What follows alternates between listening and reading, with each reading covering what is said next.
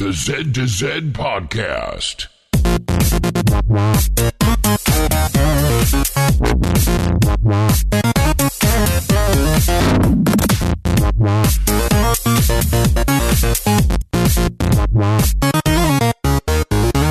Good morning, good evening, or good day, and welcome to the Z to Z Podcast, the home for Xbox achievement hunters and gamerscore junkies. I'm your host, Brandon Freeman, and thank you so much for listening. At Z to Z, we love gaming, and in particular, grabbing achievements and gaining gamerscore. We do news, reviews, and interviews. If it's about achievements, we'll unlock it. After being scolded by Terrigan for recording too much content for our pre-E3 special show, I just can't help myself, and I ache to hear my own voice like the narcissist that I am. I'm joined by Crandy this week, and he and I get to break down some of the pre-E3 launch trailers and announcements that have happened this past week, and we also have a brief visit from Damien, who helps with all of the wonderful E3 announcements that have percolated the week prior. Of course, this all leads into our next show, which will be full-on E3 coverage. But for this show, you can find show notes and our website, z2z.com. This is episode 26. You can also contact us with questions or comments on Twitter at z2zzedtozed, or, of course, email us directly, contact@z2z.com. Today's show is brought to you by the achievement Dastardly from the game Red Dead Redemption. This is a brilliant secret achievement, so if for some reason you don't want to know, I guess, spoiler alert? Anyway, what you need to do is mention in the toast, it's hog tie a woman, put her on train tracks, and watch her death by the train. Once you get the lasso during the normal story progression, you're free to go and attempt this. Your best bet is to find a woman out in the middle of the desert because townsfolk will become hostile if you try to kidnap someone in their vicinity. Once you get her lassoed, scoop her up and sling her over your horse and ride to the nearest train track. You can either wait for the train to come or follow the tracks until you find it, but make sure you lay her down with plenty of time. As she's draped across the train tracks, stand back and watch the entire scene unfold. It is totally morbid and very hilarious. Special thanks to developer and publisher Rockstar. And please, at E3, go ahead and make my day. And announce Red Dead Redemption 2. Sorry, my Clint Eastwood is terrible. But if you, our fantastic listeners, have a suggestion for an achievement sponsor, please let us know. You can contact us via Facebook, Twitter, of course, at z2zzedtozed, or email contact@z2z.com. All right, and today I am joined by Damien once again. 2 days in a row, Damien. We just are recording machines. How are you tonight? Oh, I'm doing wonderful, sir. Did you get yelled at for recording too late, or did you sneak in to your bedroom and wife didn't know? Oh, no, I'll probably get yelled at. Okay.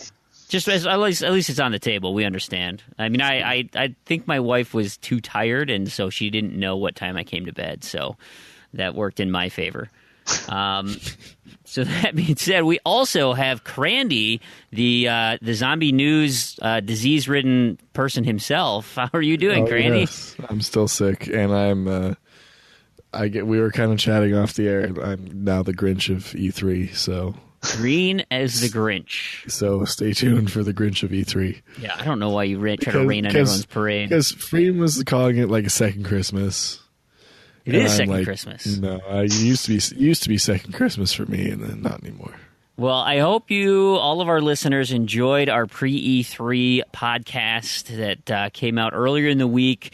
Damien and I recorded a little separate section, and Crandy met up with Terrigan, and they recorded a little section about kind of what we want to see from E3 and all the fun, exciting things that we anticipate coming. Mine was typically, mine was typically glowing and full of optimism with big, bright blue eyes, just hoping and pawing at the window saying, "Can I have that, please?"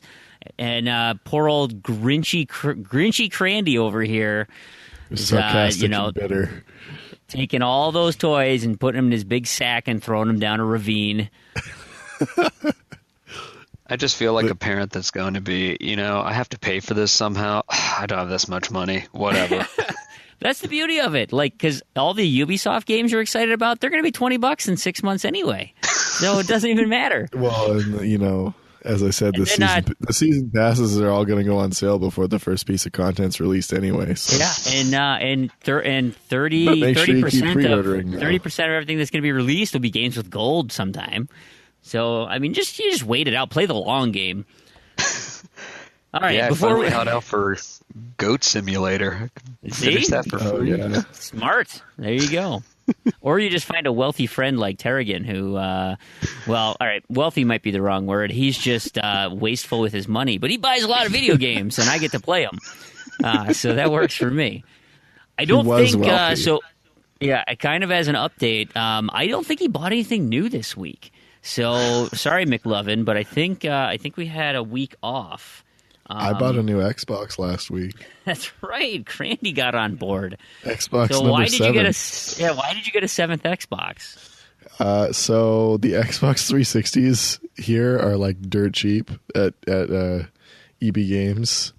So I just went in there. I bought an old used fat model 360, and I brought my hard drive along because I have a converter that converts a slim hard drive to a fat hard drive. So nice. I bring my converter, my hard drive, and I'm just going to leave it in the old country so I don't have to haul it back and forth with me. It was like, it's cheap enough, whatever. I had some Canadian dollars. When you live closer, then you're going to drive up and pick it up, or are you just going to always have one at home? No, I'm just going to leave one. I guess it's probably not going to be your home, right? Your parents' home or wherever. Yeah, my mom's place. The orphanage that you come from. So wait, when you say your 7th, is that including... That's including a 1. Well, I was going to say, and also POW and JP, or is that just 7? This is my 4th NTSCU. This is actually my 7th 360. My 8th Xbox, my 7th 360. Which, if you include my broken 360s, it would be my 10th 360. Or 11th, I don't know. I lost count. I've had many. No, so yeah, I have 8 Xboxes if you include my 1. Oh, that's making me think I'm like 1, 2, 3, 4, 5, 6, 7. If you count my JP box that's over at Plantings. I got 3, and 2 of them are broken, so I'm on my last leg here. I probably do need a 4th, but I think I look at you guys like you're crazy. Yeah. It doesn't even count PCs that can run Windows stuff. Yeah, I'm not counting that either. So, to be honest, I should just take my nephews. He doesn't game anymore. He's a broke college kid. I think he gave that up and decided to be... Give him like $20 for it or something. Yeah, he's like, I'm going to be an athlete and play sports, dummy. I'm going to take your Xbox and play video games, so in your face. Yeah. I wonder if he listens to the show. Jake, if you're out there, I'm going to take your Xbox. Give him $20 for it. That's before we get into gaming, Crandy, I assume with all this sickness, you're sipping some type of herbal tea out of a wonderfully magical mug. I am. I actually have my mug here. This was my intro to tea mug that I got for Christmas one year.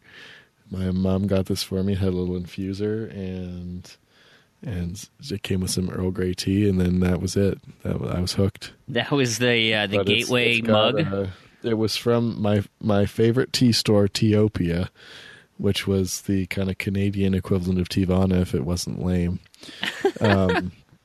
And then Teavana came in and bought them and got rid of all their blends and became super aggressive salespeople. So, and that's why we can't have nice things. Exactly. But it does have a cool dragon on it and a gold rim. It's a very nice mug. Sounds wonderful. Now, we mentioned on the last show, Crandy, and I'm glad that you're on this show because Big L had asked about people meeting online through TA, and you put in the comments that you actually met your wife on a social media site. Is that accurate? Well, it wasn't really a social media site. Was it? Yes. Was it? Did you listen to last podcast? Yes, I did. Okay, and it's not related to your felching? No, it was not. Okay. It was not on RuneScape. It was on the Onage Pranks forums. So I used to be a regular over there. What and forums? So was she. Onage Pranks, the guy who does prank calls on YouTube. Really? And way before he got big, there was a very strong and tight knit community over at the forums. Basically, had nothing to do with him. It was just a bunch of people that we all just kind of goofed around, and because it was attached to his name, it brought in a lot of new people. So people would like watch his pranks, come to the forums. We'd scare most of the people away, and then if you could survive the hazing, you got to stick around. So Okay. So now, I mean, the imagery that's going on in my head right now is just fascinating. Is this a guy So like Prank Anchors? No, he does prank calls on YouTube. That's I don't not know. where I my don't head know. went. I'm thinking like your first date, right? Did you guys just get together, get the yellow pages, and start calling people? I did used to do prank calls. Actually, I did With a lot her? of prank calls. She would listen. Oh, you guys never like listen in on tandem? Skype. No, I did have a group I had a group, and like we would all be in the call, and it was really elaborate. We'd do these like weird stuff where we'd like call GameStop and have like a crying child, and GameStop was my favorite place to prank call. Like, you didn't even have to be good at prank calling to have good GameStop prank calls. Because all you do is you just call them. Like, sometimes I would just call them and say, "Hello, Battletoads," and they would just start yelling at me. It's fantastic. They got very upset about Battletoads. I do the opposite, and I wait for telemarketers to call, and I just take up all their time. No, that's what I do now. That's my favorite. Isn't it great? I don't do like prank calls anymore, but I'll love to do reverse prank calls. Yeah. Actually, one of my favorite. This was when I used to do prank calls regularly, so I was really good at lying on the phone. There was a telecom company that used to call me every day on my cell phone and it was always when I was in class. So they would call me every day at the same time, and so whenever I had a day off or whatever, I would talk to them, and this happened. It happened every year around the same time for 3 years until I'm sure the last guy took me off their list because he got really upset. So they would call me and they'd be like, "Oh yeah, we want you to switch just from here to so and so. We'll give you a free tablet or something." Like, "Oh, we'll give you this internet at this speed for this price or something." I'm like, first of all, I don't have any control of that. But what I would do is I would tell them that my current plan, like, I'll switch if they can beat my current plan. And I would tell them my current plan was I got like 150 megabit per second internet, like 1,000 TV channels, and a home phone with unlimited worldwide calling for $3 a month. Because like the cable company had like messed something up, and I just had, it was like grandfathered. I don't know. I had this whole story. This elaborate story. Yeah, and they're like, "Oh, but you get a free tablet." And then I just said, "Oh, I already have a tablet." So because they just didn't know what to do, because nobody right. like, they just were on the script. And then the last time they called me, this guy got really mad. Like, he was really, really furious that I was like, you know, basically wasting his time when he's calling me and trying to sell me something I don't want. He's like, "Well, I guess we can't beat that then." And then he hangs up, and I never heard from him again. So I think he got like, he rage quitted on you. yeah, he totally did. And he was like getting really irritated as I was saying it, like, you could tell. And yeah, so I'm pretty sure he took me off the list, which was disappointing, because if I ever get a they chance, never called me again. I like to just drag him along for a bit. I had a buddy in high school who would, he liked to play the piano, and so when somebody would call, he'd be like, "Oh, hey, you know, actually, this is great because you just caught me in middle piano lessons. So here, hey, tell me what you think of this." And he'd put the phone down and play piano for 15, 20 minutes, like this big concerto or whatever, and then he'd pick it up and be like, "So what'd you think of that one?" And like he'd wait for a sentence. He goes, "Here, I got a better one," and he'd just play for another like 15, 20 minutes on this person. He's like, "I was working on something there. I don't know what you thought about that." And she's like, "Yeah, it was really good. Thanks. Okay, bye." And it just hangs up on him, like, after wasting 90 minutes of their time. Oh yeah, which is great. It's the best. See, I just All right, try to sell stuff to them. Oh, that's right. You're one of those people. No, I'm not one of those people. But yeah, I'm in technically sales, but I don't cold call. Yeah, that's gross, isn't it? I got a lot of people who like ask, why don't you give me your number and I'll call you when it's convenient for me, and they just always put off like, I mean, I can't really do that. Anyway, let's get back on track here. Well, not really on track because you noticed in the intro I didn't mention Terrigan's name because he is not on the show tonight. But he did post a status which lets us know where he is. He said, achievement unlocked, being in a relationship for 10 years, to which every one of our listeners just tickled my funny bone all day with their witty comeback. Sin aside, what's the ratio on that one? Mad Eye Pat Eye, nice one, and congrats. I've got one of those coming up on Saturday. Married for 5 years. Plop. No clue how or why she puts up with me. Speedy Gamer 90 said it's a 10.0 ratio. And then Facial said, that one glitched on me. The counter kept resetting, so I don't think I have the patience to try and unlock it before it becomes completely unobtainable. Reaver Lion says, that's nothing. Wait till you prestige twice. Jay Striker then says, well, I never attempted to go for that one. I figured it was out of reach from the beginning. David MCC 1989. I was thinking about going for that one, but it kept becoming unobtainable when I tried it. I chimed in and said, don't pull a Freem and mess up that streak, to which I said I needed to clarify and said, you got to check in daily, not that do what Freem does and ruin his marriage. I haven't done that yet. I've just ruined daily streaks. Jareth Garros, I think, had my favorite. He said, excellent, I'm about to unlock that one myself. He got paranoid at a few points, though, and made a couple of backup saves, to which he means his kids. Which I'm like, oh yeah, I got 2 backup saves too. I'm set. So what's prestiging? Renewing your vows? I don't get that. Maybe. I was going to say a second marriage. That's kind of what I was thinking. Could be. Because Facial LaFleur asked, could you write a walkthrough for me? I'm not very good at co-op games. I end up using all the med kits on myself, even when I'm above 80% health. Sounds like he's perfect for marriage. Right? Big L, X Towers all chime in. And then finally, Effin Sweet Ghost says, wow, so many witty people in one place. Clappy hands. So that's what Terrigan's doing. He's out on a fantastic evening with his wife, partner of 10 years. So good for you, buddy. Mine's happening at the end of the summer, and I'm going on vacation. It's going to be awesome. Prior to leaving for not being on the show tonight, Terrigan did try and get some takedown Red Saber codes for us, but apparently the publisher ran out of them.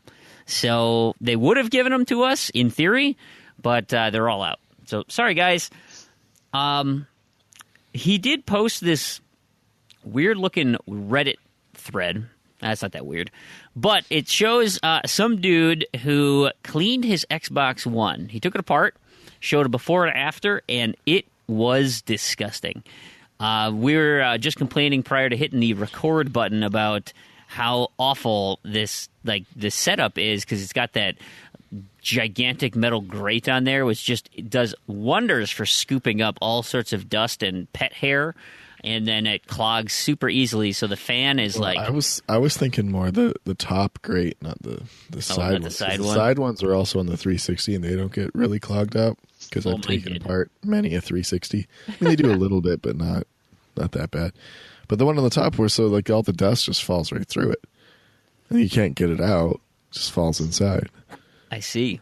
So then it gets true. stuck in the exit holes, I guess. Yeah. Looking at this picture. So I don't know. Well, you can take a look at the image in our show notes. It's pretty remarkable. But we also saw that it looks really easy to replace your hard drive if you wanted to. It's literally like resting in there. Like, it doesn't even look like it's screwed in almost. No, it's just a laptop hard drive. All you'd have to do is pop it out, copy the formatting. Yeah. So get the size right. Speaking of cleanups, I just posted a blog post today. I was kind of bored at work because it was a dreadful work week for me. And I got fed up to the point of looking at my uncompleted games, and I was like, oh my God, I'm like a kid chasing a squirrel. Like, I can't stay focused. I need to take down some of these games because we talk every couple of weeks like, hey, did you finish BioShock yet?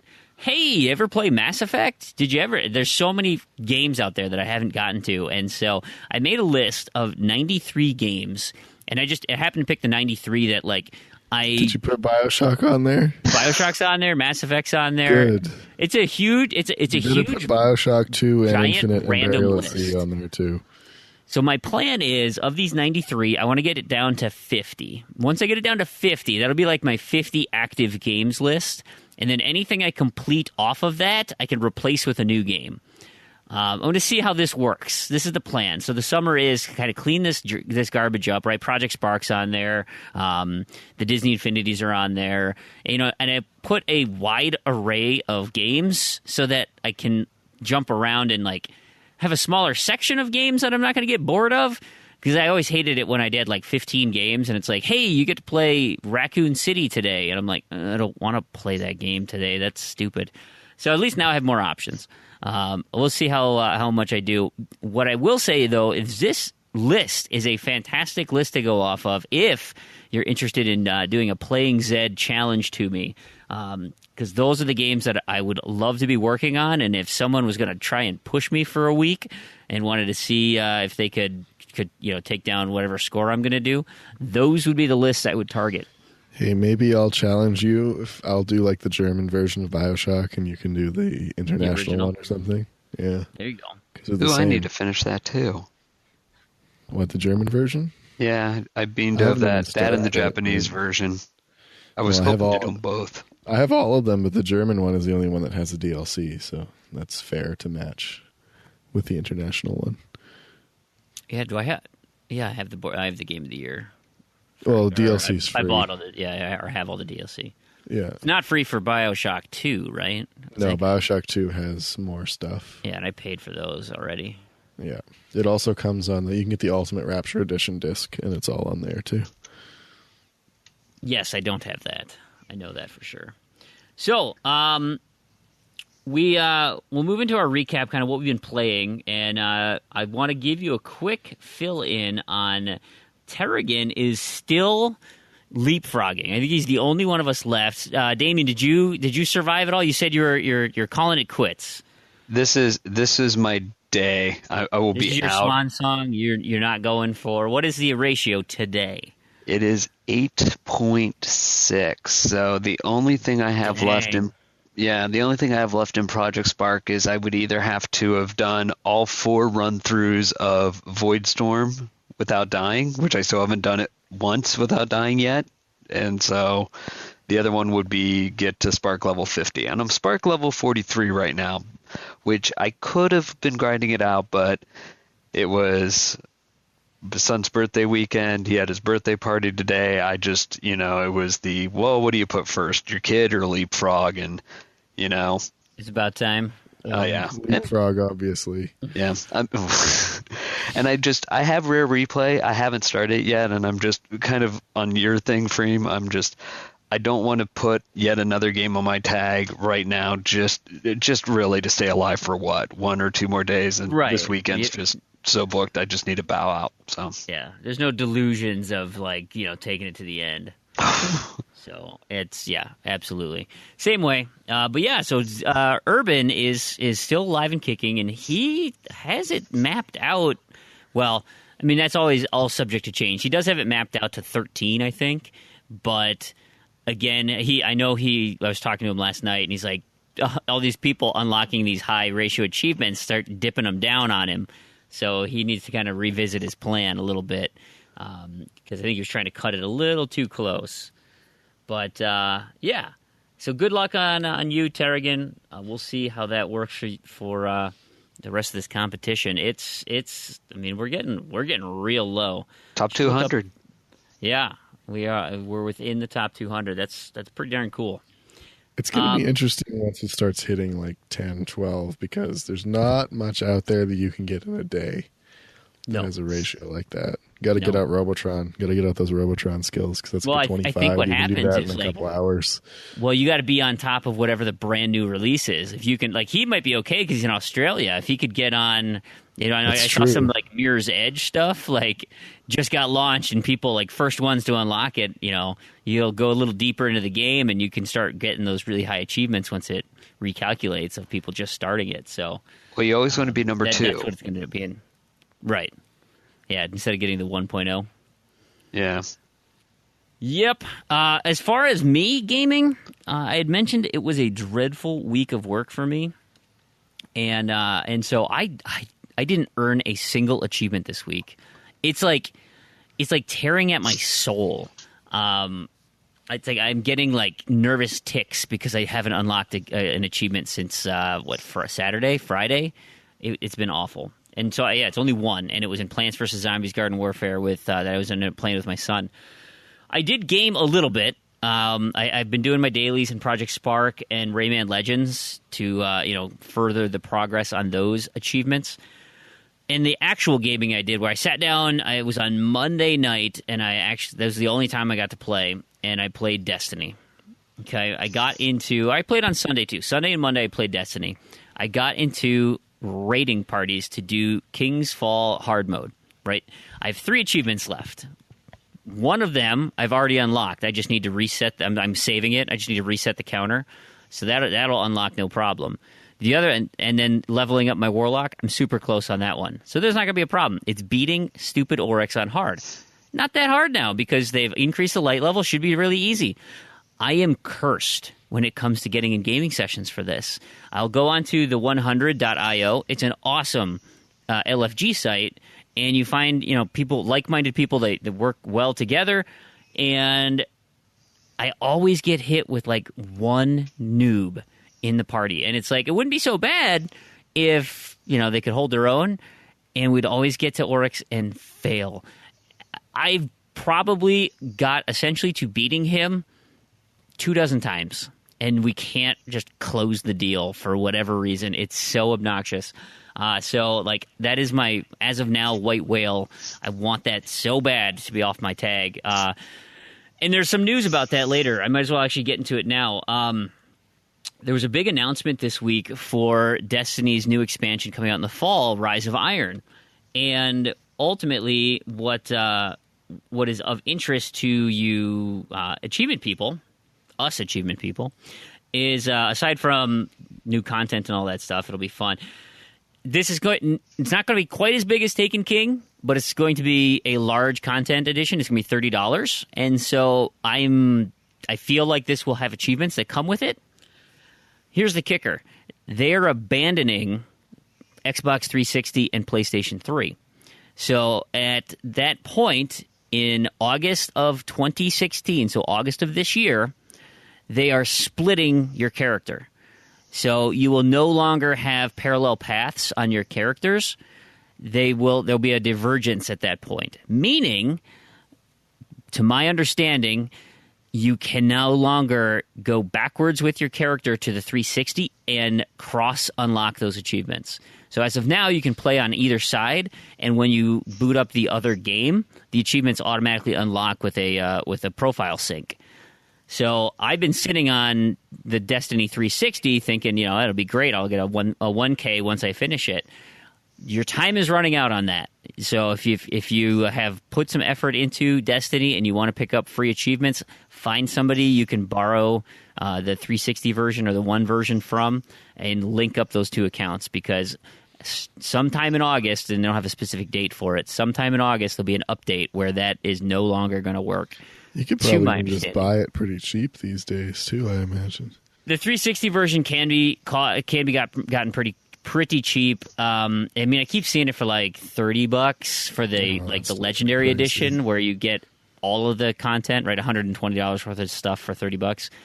It's like I'm still holding out for a little bit more. I know Terrigan has the digital version of it, and so I'm hoping I might be able to get away with just buying DLC or my deal. I don't know. I don't think my DLC is like cross-unlock. You don't need the DLC, do you? The Taken King's got 10 achievements that I would need to. If you already have them, do you have to have the DLC for them to cross-unlock?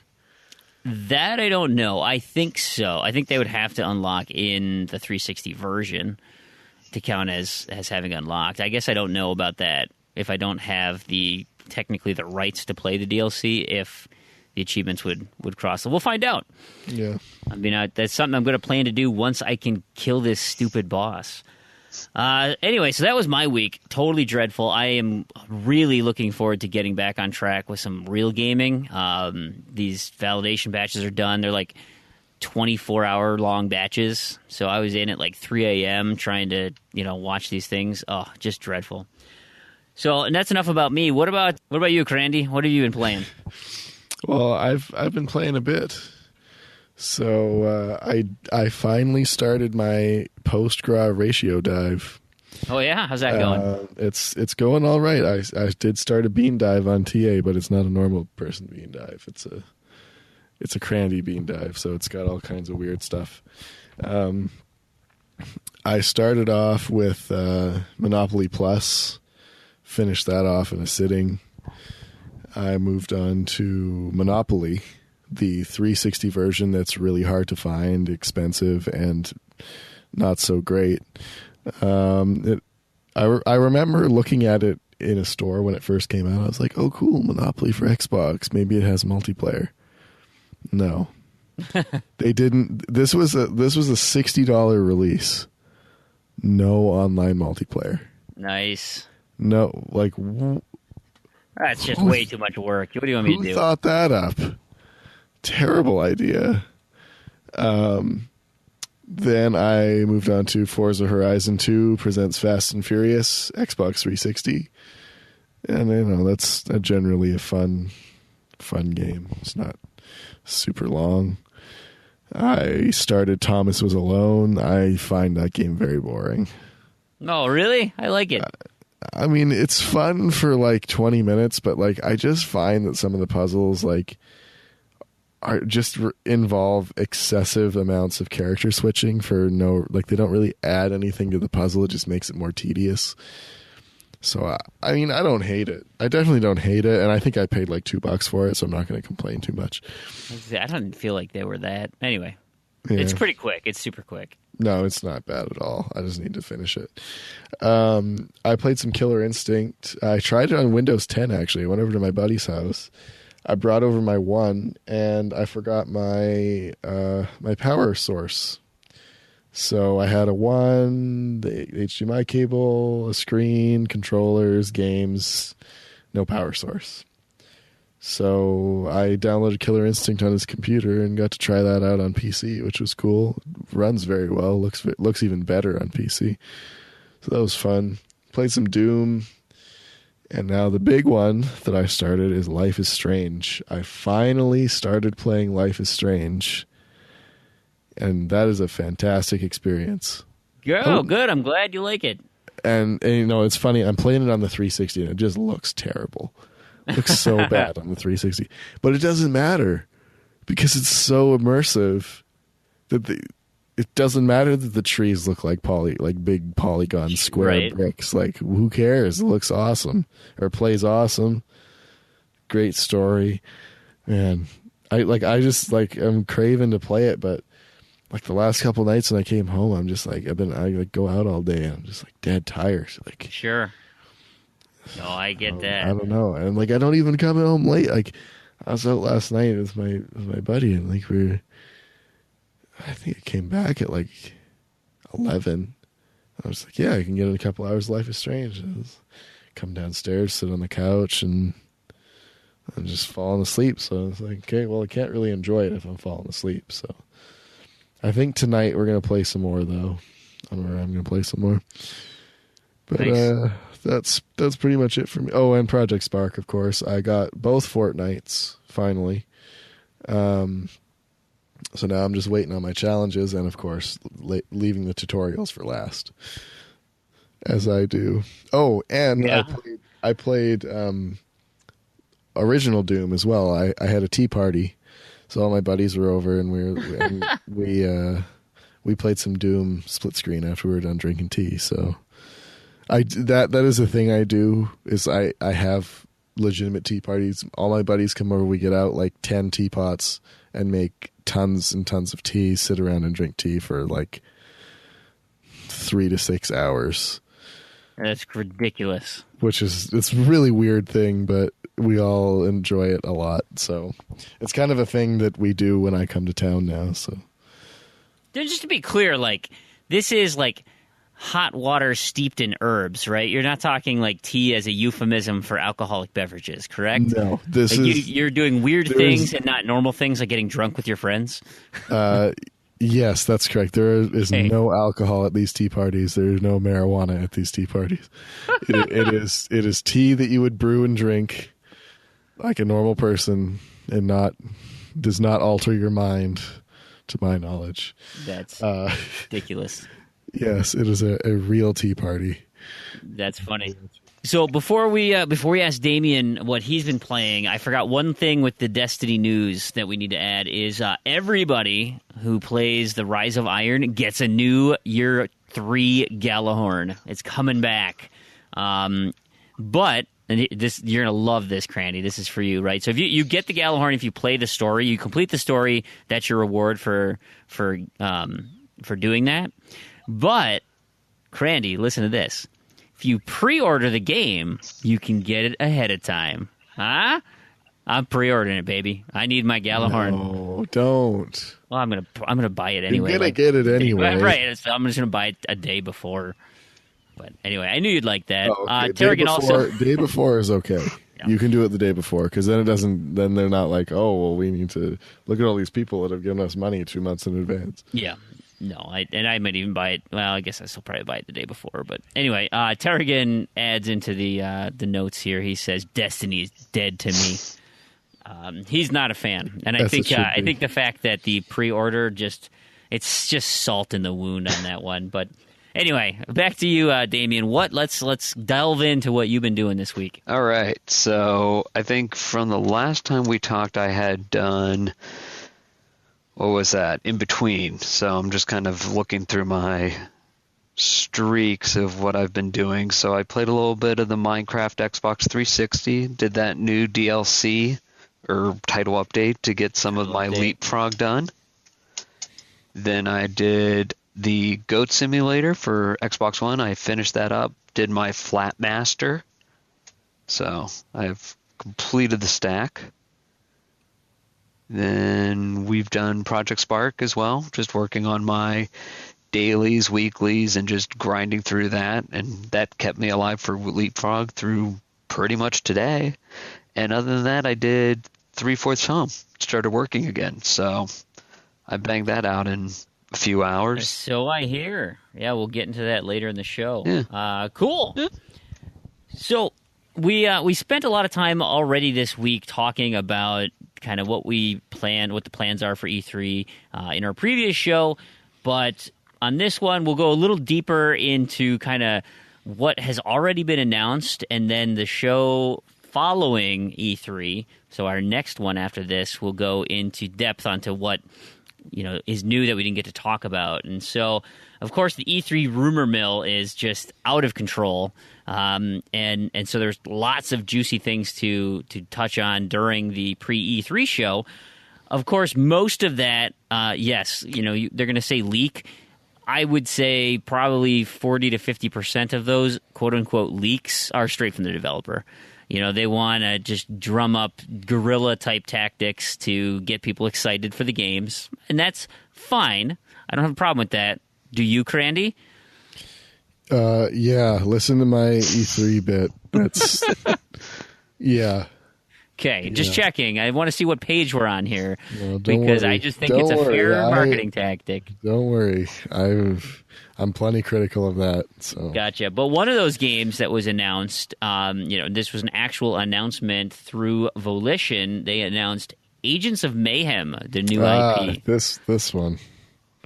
Let's hear what you have to say about Agents of Mayhem, Crandy. I didn't get to hear your take on this yet. Well, my take is this is Volition continuing to prove to me that they're still dead to me.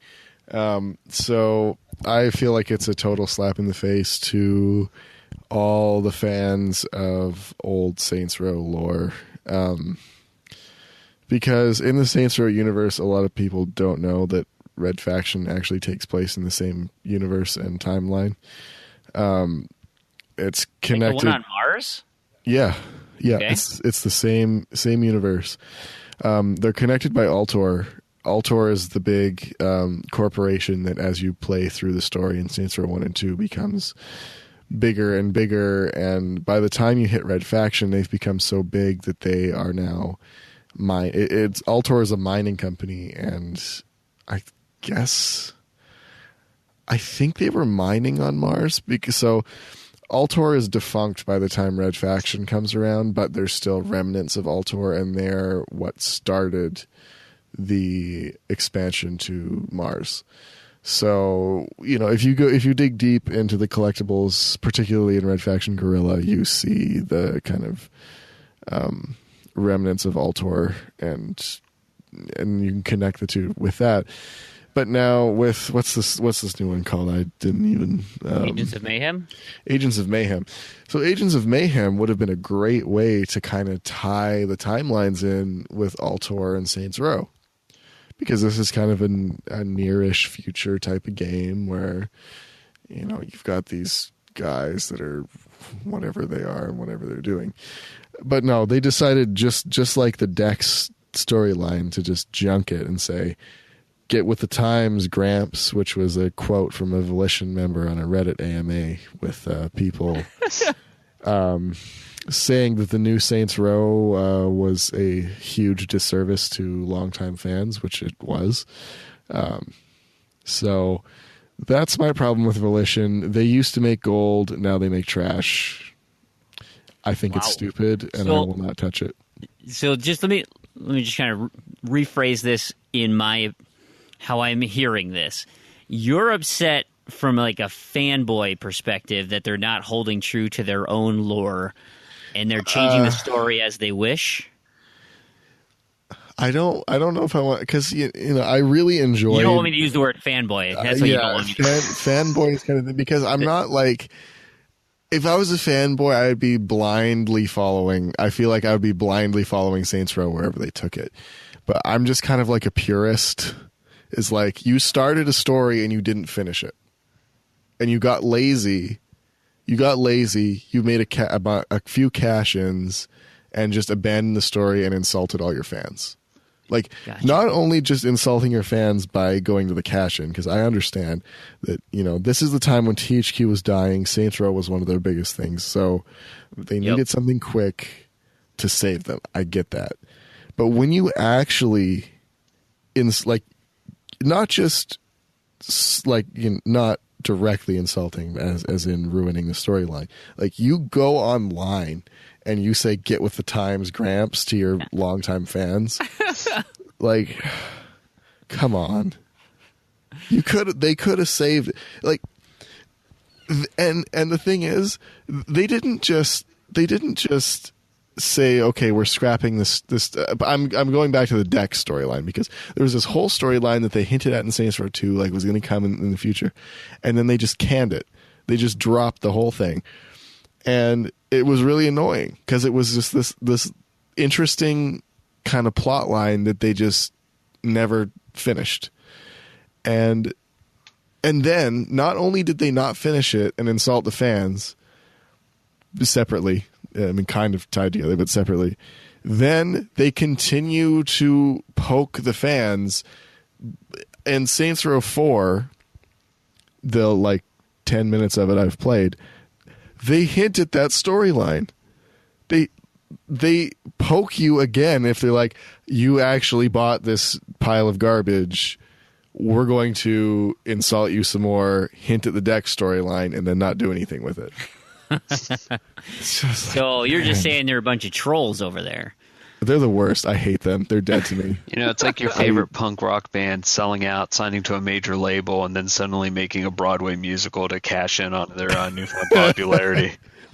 Yeah. Not like there's any band from Berkeley that I know with that storyline. I was going to say. Yeah, I know. We just did an achievement sponsor from them. But the thing is, too, is like, it's also annoying because they could have kept going with Saints Row. But instead, they chose to do the quick cash in and run it into the ground, and then continue to run it into the ground until it is no longer even slightly viable. Like Gat Out of Hell is like Just trash. the purest form of shovelware. Yeah.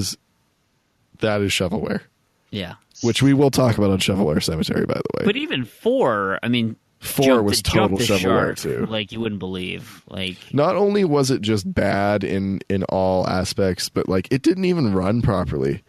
Like the little bit I played is just, it's choppy. It looks like stuff, like it doesn't even run on the Xbox. I made the mistake of making when Saints Row 3 was backwards, or Games with Gold, I dived it, and I made the mistake of having my guy with the crazy voice. Uh-huh. I cannot listen to that anymore. Like, it's so awful, Well- and he's just like, or whatever. Well, fortunately, you can go to the plastic surgeon and change have- anything about you. Rip It'll my cost voice you- box out. Yeah, it'll cost you a little bit of money, but you can. I feel do like it. I need to do that. Like, it was Yeah. funny for the first, 3 minutes, and then I'm like, oh, Yeah. my God. I can't Which is do like this. kind of like everything in that game. Yeah. Like it's funny for like 3 minutes, then you're like, this is It's just stupid. annoying. Now, to clarify with Saints Row 3 is I bought Saints Row 3 on launch, and I did enjoy Saints Row 3. I think it was a fun game, but it departed so far from Saints Row that it would have been much better in my books if they just called it a new IP. I could see it. Because the mechanics were really solid, but they were just a spoiler, if you haven't played it by now, you should have, so I'm gonna say it. They kill Gat off in like the second mission. Mm-hmm. What's up with that? I think they just didn't want to pay the voice actor, so they Maybe. killed him off in 2 missions. Stupid. But it's like, okay, that's another slap in the face to fans, but it's like, okay, well, if you had just made it a new IP that was also a fun game, you wouldn't have had to do that. You could have just had another new set of characters doing crazy stuff in a new city. But it's like the city's different. The characters are technically the same, but they're not really. Like the gameplay's totally different. The storyline is just doesn't follow any previous stuff at all. So it might as well have been a different game. Well, then let's talk about a different game, because you have laid out the absolute foundation for Ubisoft's reveal of Watch Dogs 2. Different character, different city, different story. It is a sequel. It's still following CTOS and its, attempts to take over everyone's computers and everything.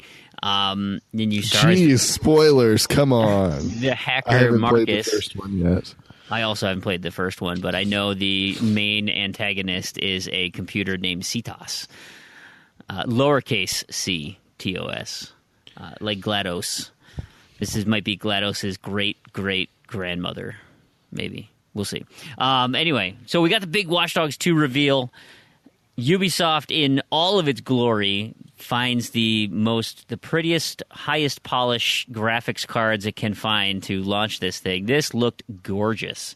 Again, temper your expectations. We've seen this before. I will say, though, and I mentioned this in the pre-E3 show, I really hope this follows the Assassin's Creed 2 model and gets everything right.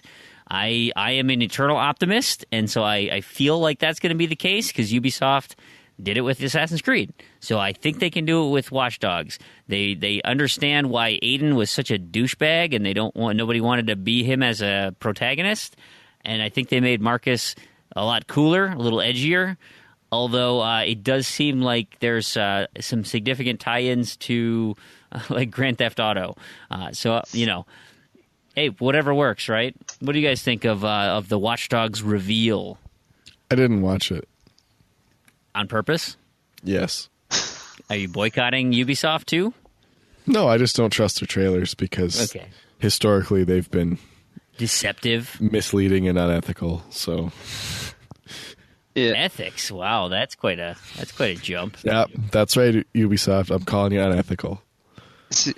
I mean, I'm kind of on the boat with Randy, not in the sense that I've watched the trailer and it looks interesting, but I guess the issue I've had of just over the years is knowing that the trailers depict one thing and then people go to play the game and it's not nearly as great, or it doesn't live up to the hype. A lot of times it's just great, you make a nice looking trailer. It's like movies nowadays. Okay, great. Wait till Rotten Tomatoes comes out. The Ubisoft trailers too is like, it's more than it just doesn't live up to hype. Like when you compare it side by side, the finished game that came out 2 years after the trailer is actually nowhere near as capable.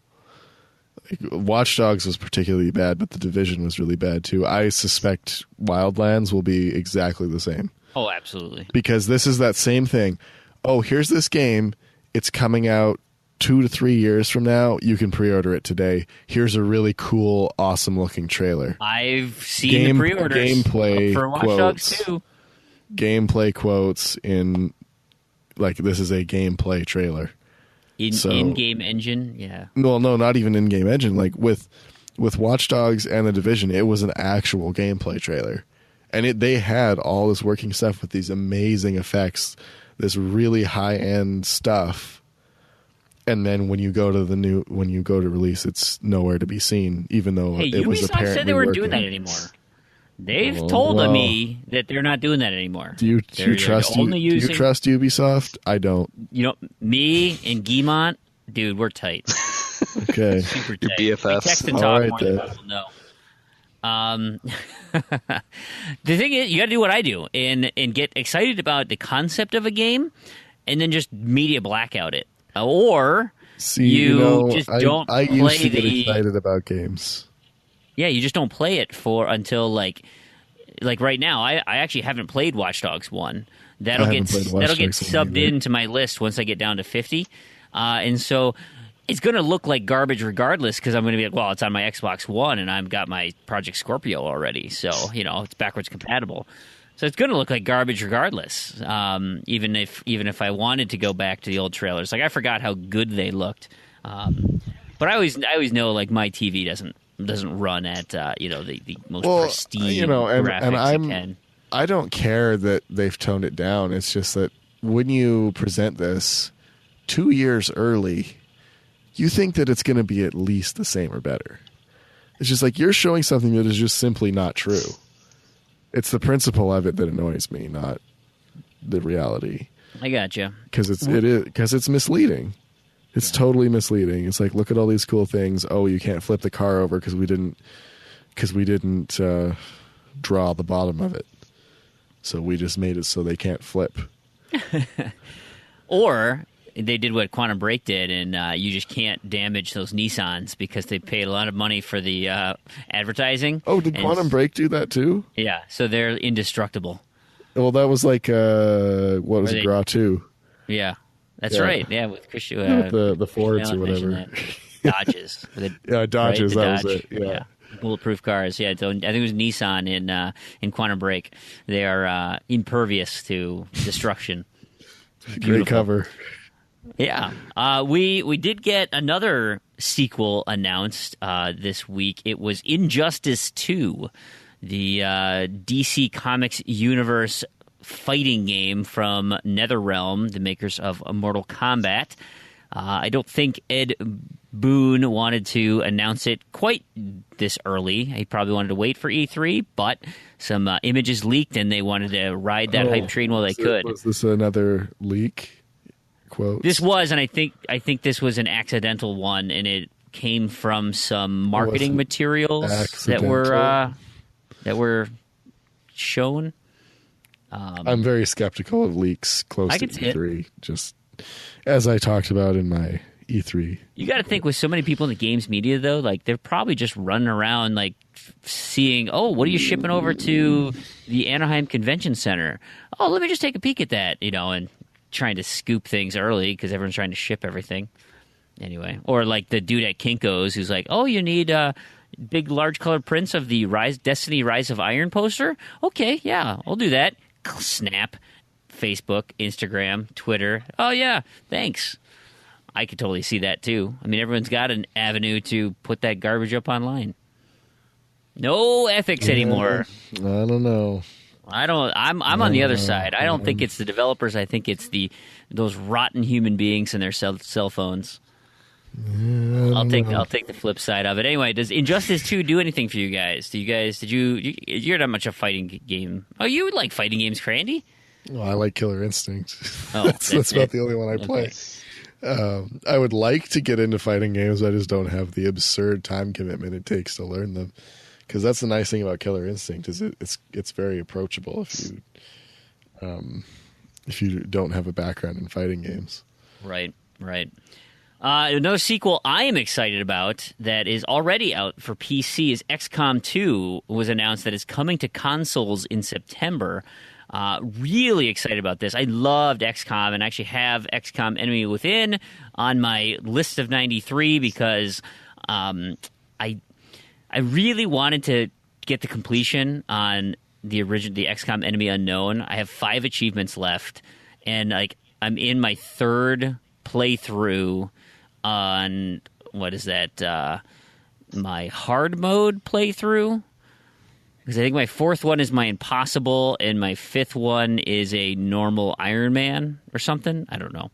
Anyway, but those playthroughs are so long, and I couldn't justify putting that much time into it and getting the completion. So I'm going to switch gears and go to Enemy Within in lieu of XCOM 2 coming out. I'm really hoping they add some additional content, that as they've worked through all the bugs and everything that's come out. I know they've been adding to the PC version, so I have to assume that it's going to be some kind of a complete edition for the consoles. You guys like XCOM? I haven't played XCOM. Oh, it's so fun. XCOM in general is just a fantastic turn-based strategy game. And I've heard it's very good, but I loved it. I got the Bureau for like $2 from the Microsoft store. I haven't played it though. I know. I played a little bit of it. That one's not really like XCOM though. Yeah, that's a third person cover shooter. It's got some kind of strategy elements, but a little bit. Just you can have it's got like squad based stuff. You can kind of tell your squad to go do stuff. I think you can kind of like pause it and like give commands or something. A little bit. Yeah, I watched a clip of it. It's almost. I'm going to say bullet time, but like you actually freeze time, and you can like say, "Hey, go around the corner, flank them, do that." I only got into it a little bit. Look at the barrels or something, like blow up the barrels. Actually, that took a really long time to bean dive. That one, you had to get real deep into the first mission to unlock your first achievement. So yeah, I dived that one. We had a reveal of Deus Ex: Mankind Divided. They also, during their little reveal stream, had Deus Ex Go. The mobile version is going to be coming out. I really enjoyed Lara Croft Go, and Hitman Go is great. So I like these Go type games. Whatever they seem well thought out. I haven't played it. Yeah, and they're not trying to be like the real game, right? They're just little puzzle games, and they don't have microtransactions, right? They're cosmetic. Okay, you can unlock Lara Croft as she looks like the Oscar statue, all gold. If you wanted, you can get some just dumb things, but it's like you pay like $3 for the game or whatever, and you actually get the whole game. Yeah, which is nice for mobile because mobile I know has kind of drifted away from that over the years. The other thing they added, and this was part of the delay. Now, whether or not it was the delay or the content caused the delay, or the fact that they got really just destroyed from their horrible pre-order campaign, they wanted to distance themselves from that release date. That they created this new concept, but it's called Breach Mode, and it's more of an arcadey type game mode with cooperative play. I think it's cooperative and competitive. It's essentially their multiplayer mode, and it's significantly more arcadey. Whereas you can play Deus Ex in stealth mode as one play style. This is encouraging you to be an arcade shooter. It looks pretty cool, actually. I'm curious, how it plays, and typically in games like that, I like to go the stealth route. So I don't know how I'm going to feel about it. Like a Max Payne New York Minute mode. Maybe because that was cool. I didn't ever play it, but that's one that's on my list of like really hard achievements that I really want to do. Like that one where you have to Shadows Rust me? beat the game, and I think so. Where you have to beat the game on hardcore in a New York minute or whatever. You get 12 minutes, and then you have to keep adding time by being quick and killing people and stuff without dying, which is that's pretty intense. Yeah. Speaking of Max Payne, Remedy has announced that they are working on 2 games.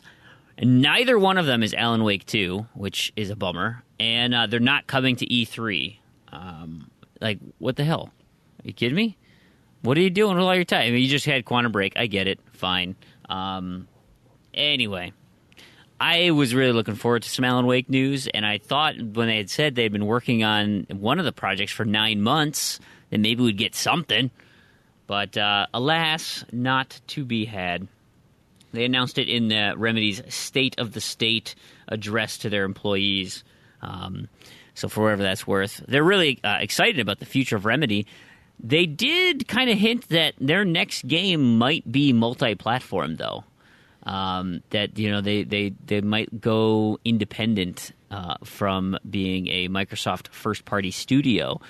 There's kind of a movement with other studios doing it. The makers of Until Dawn are going to be going independent as well as what Daybreak. Sony Online Entertainment they split off, became Daybreak, and now they're making products for Microsoft. So it's kind of this movement. We'll see. I think it's kind of smart, though, especially we're seeing Microsoft just kind of axe studios left and right because they're not doing as well as they want. And right. Stay independent. Yeah. Or go independent. I think the kind of contract deals are really just partnerships. Like it's a partnership. You don't have to be owned by Microsoft to develop exclusively for them if they pay you to develop exclusively for them. Absolutely. I think it benefits both parties because, one, Microsoft's not shelling out a ton of money to buy this studio. As long as you just sign a partnership and say, okay, we agree to develop for you for 3 years. It's not like, we don't own you.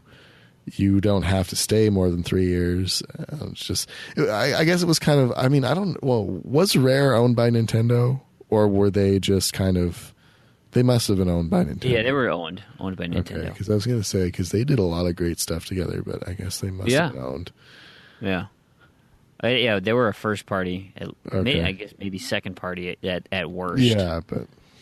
Anyway, speaking of newly independent, I had mentioned this at the end of my my E3 pre-E3 little thing of my super wish list, right? And it kind of focused on indie titles, and I said I really want a Twisted Pixel game. They went independent in September of 2015.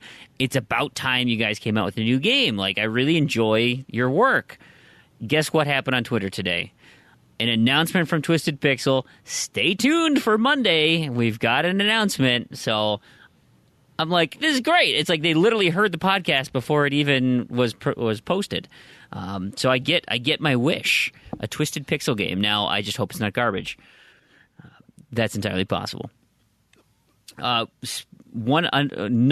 I mean, there's a word. Maybe we could have Twisted Pixel on here and be like, hey, we predicted this. You better come on our podcast, hang out with us. There you go. Stuff. You got a fan. The last reveal that we will touch on here is Lego Dimensions. They released a new trailer for the second year of Lego Dimensions. It's a charming, in-game cinematic trailer. So they added 16 new franchises.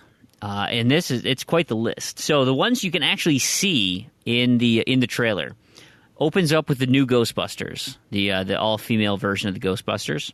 Of course, it starts with Gandalf, Batman, and Wildstyle. Moves into the new Ghostbusters, and then you've got your zapping Slimer, and Harry Potter comes in, starts zapping Slimer with his wand. You also then see the new J.K. Rowling Fantastic Beasts and wherever, blah, blah, blah, or, whatever that new Harry Potter franchise is that they're doing. So you've got Harry Potter, Fantastic Beasts. Then Mission Impossible comes diving in there. E.T. shows up riding the bike with Wild Style. So what you're saying is we're getting a new ET game. Nah, there you go. This has me interested. To the garbage. And then there's a scene. So Batman comes breaking through this rock wall and sees the Superman chest, right? And it pans out, and it's Sloth from the Goonies. I'm like, yeah, the Goonies. Yeah, this is fantastic. And if are you too young for the Goonies? You know the Goonies. I don't right? know. I'm kind of deprived when it comes to movies. So oh my god, I'm a bad person to ask. I don't know. The Goonies were great. So then after the Goonies, we see Adventure Time. Adventure Time leads into the A-Team. We see Mr. T driving the whatever the A-Team van is. Gremlins. The Wizard of Oz is in that too. That was kind of funny. The witch is flying on her broomstick, and there's a big wave of water coming, and the Mogwai pokes his head around the corner. Is like, uh-oh, because she can't get hit by water. Mogwai can't get hit by water. So you got Gremlins in there, Teen Titans, and Sonic the Hedgehog, all seen in the trailer. The other ones I can already hear the wallets moaning. Oh my gosh, right? The other ones that are not in the trailer but have been announced: Lego City Undercover, Lego Batman movie. I don't know if did you know that they're making a Lego Batman movie? I did not. Yeah, so they have the Lego movie. This is Lego Batman the movie. Batman movie. Yeah, it actually was pretty darn funny. My kids have already memorized. We saw the Jungle Book in theaters, and my kids, and it was a preview before the Jungle Book, and my kids already memorized some of the lines from the trailer.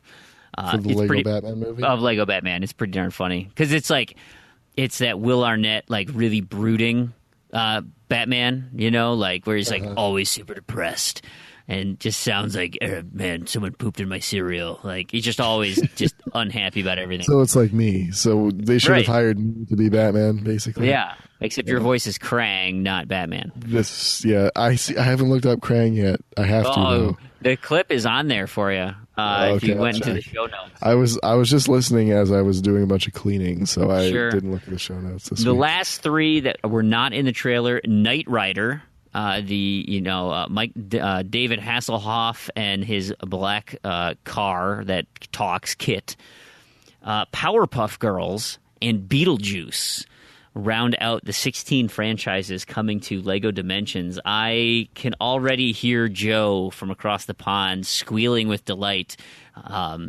She splattered this trailer all over our Skype page. So excited to have no money. Hey, I bought the Back to the Future pack recently, so I get it. They're cool. I like them. Yeah, not to the level that Joe likes them, but I like them. All those achievements. Yeah, I'm just gonna have to borrow. I was gonna borrow from Damien, so yeah, you definitely do that. I'm not gonna buy it myself. Speaking of achievements, I have seen on my friend feed the Minecraft Pocket Edition, the iOS and Android version. The achievements are live. They went live on June 7th, so just a few days ago as of recording. But go nuts! I mean, they're just literally. Did you see the new ones that came out a few hours ago? No, there's a new list. There are 2 new lists. Dang! So I think Minecraft may hold the record for most stacks now, but it was announced. Well, I mean, I say announced, but really it was just scanned for the Kindle Fire and the Gear VR Minecraft lists. What are these things? So. Yeah, that's interesting. I suspect it'll be very expensive to complete all versions of Minecraft now. So you got to get a $700 VR headset or something. I don't know how much the Gear VR is or what it is, but it has an achievement list now, apparently. I can no longer say I have access to all of the achievement platforms. That's obscene. If my wife has a Kindle, I'm going to have to steal that one. I looked up today on the Android, and I'm like, I don't really want to pay $7 for it. Well, now you can pay $14 and get it twice. Oh my goodness! I just I need to get you should be able to play both on the Kindle Fire, actually. Yeah, probably. I would think so. Go to the Google Store. Go to Kindle. Yeah. Amazon Store. Absolutely. And my wife has an iPhone. I could do them all if I wanted to.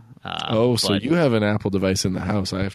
I have to borrow one when I'm back in the old country. I got to finish Wordament, actually, because I just need to get that top 250 thing to pop, and then I can finish up the iOS version of that, too. I should actually work on that tonight. Nice. Wanted to mention this bit of PlayStation news that broke. Neo, their new version of PlayStation, it was confirmed. They said, yes, Neo exists. It is a thing, and it is not going to be shown at E3. So the reason I bring that up is, does that mean Microsoft will pass on announcing Project Scorpio? I think it'll be the opposite. You think they're going to jump at it and say, here's our chance? They're going to go at Sony's throat and say, hey, this is ours. It's coming out in 2 months. No, not really. But I think they'll announce that it exists and show something, even if it's just scrambling together after hearing that, because that's a big, big opportunity to have some kind of confirmation.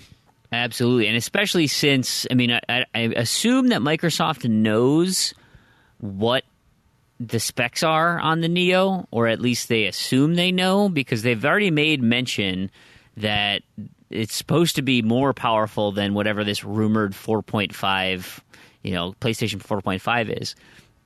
So if they come out with Project Scorpio, and maybe that's why Sony is holding back, is because they were ready to launch their new one, not thinking Microsoft had a counterpunch, and all of a sudden Microsoft's saying, no, ours is bigger and better. And Sony's saying, whoa, hold on, okay, maybe we got to let's just take a pause and see if we can juice it up a little bit so we're on par. I don't know. Could be. PlayStation came out more powerful than the Xbox One, the PlayStation 4, and that was so easy for people who were uneducated about the systems or the community that they'd say, well, which one's better? Well, PlayStation is better hardware. It's like, okay. That's technically true. Who cares? It doesn't matter. It's insignificantly better. Just like the 360 and the PS3. It's the same Absolutely. thing. Yeah, Absolutely. PS3 is on paper more capable. Well, guess what? They developed games for both of them. Yeah. They're the same game for both of them. Yeah. It doesn't matter. And even when, companies and websites do the look at them side by side and how they run, it's like, it looks the freaking same. Like, one of them looks like it's got a different filter on it. That's all. It almost looks like it's done on purpose. It's funny. People talk like that. It's really bad with phones. It's like, so you go, oh, my smartphone's got 8 cores. It's got this and that, blah, blah, blah. So the funny thing is, I have a BlackBerry Priv, and when it came out, everyone was criticizing it. It's like, oh, it's only got a quad-core processor or something. Well, okay, that's fine. It's got a quad-core processor. It's got the same amount of RAM or whatever as the Samsung. Now, yes, on paper, whatever your Samsung Galaxy has twice as many cores, clocking in at the same speed. But in real usage, they're almost exactly the same. Yeah. So a bunch of websites did a performance test on them, and in the performance test, of course the Samsung beat it out because you have this test designed to run to use everything it's got. Right. Max it out. But when you're using it day to day, you don't max it out. It doesn't matter. What is setting a text going to do? That's not going to max out your phone setting a text. Even playing games and browsing the internet, it doesn't. It's an insignificant difference. Right. So people would say, "Oh, it's stupid. I'm not going to get that because it's the hardware's not good." Well, you overlook all these other features that the other phone doesn't have, just because on paper it's got more cores. Yeah. Who cares? So I did pose this question in our Trello page here, and Terrigan answered saying that if Microsoft does indeed announce Scorpio, that's what they're planning, then they'll probably stay. If they plan on doing it, they're going to obviously execute it.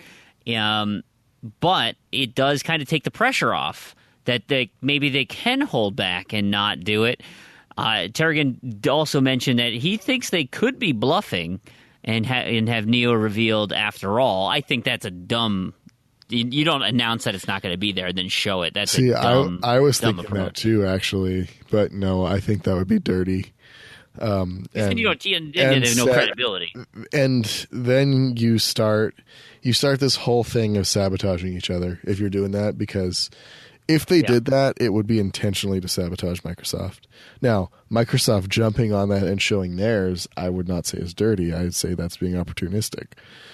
Right. Because Because they still have to deliver. Exactly. They still have to deliver. You know? You can make promises all year.